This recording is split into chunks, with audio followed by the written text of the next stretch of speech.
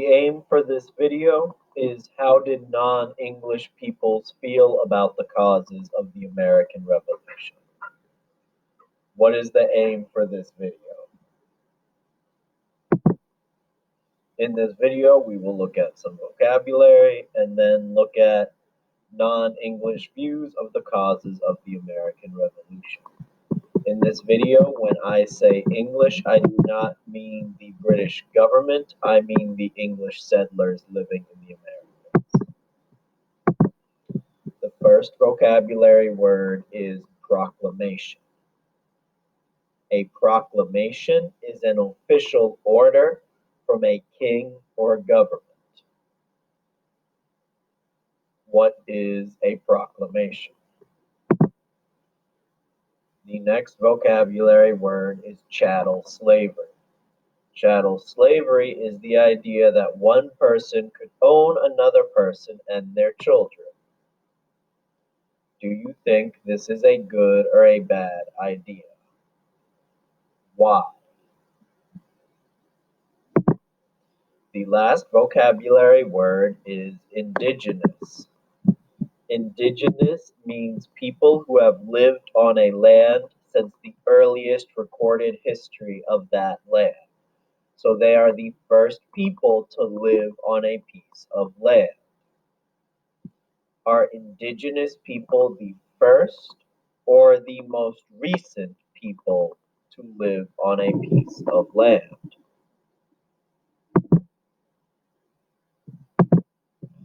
So today we're going to look at how people who were not white British colonists felt about the causes of the American Revolution.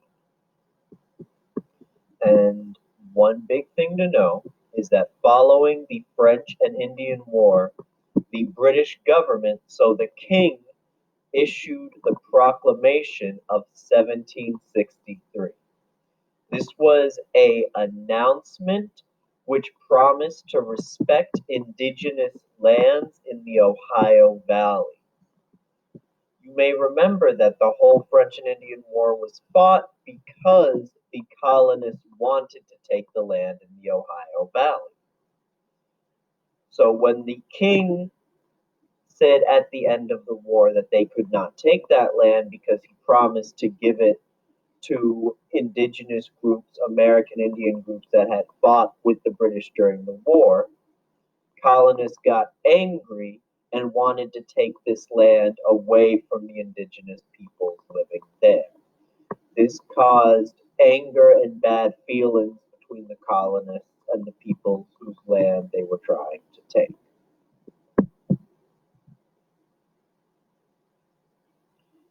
Do you think it was fair for the colonists to try and take indigenous people's land?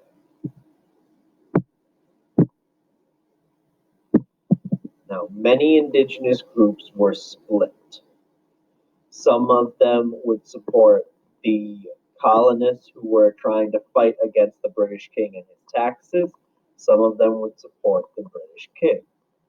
The Haudenosaunee, the Iroquois Confederacy, the people who all agreed to come together in peace until the end of time, ended up splitting. 4 of the tribes sided with the colonists, while 2 of them remained loyal to the British. The picture on the right shows one group of Haudenosaunee warriors negotiating with British soldiers.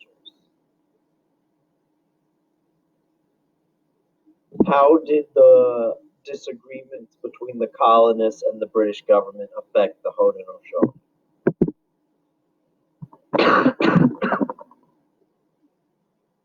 Finally, many colonial leaders, including George Washington, enslaved thousands of Africans and their descendants.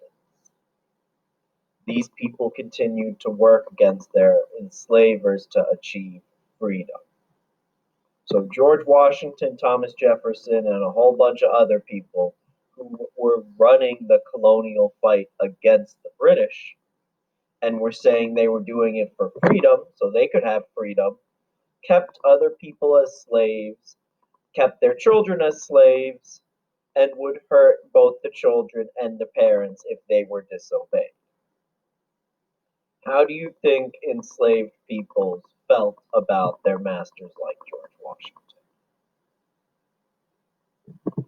All right, that's it for this lesson.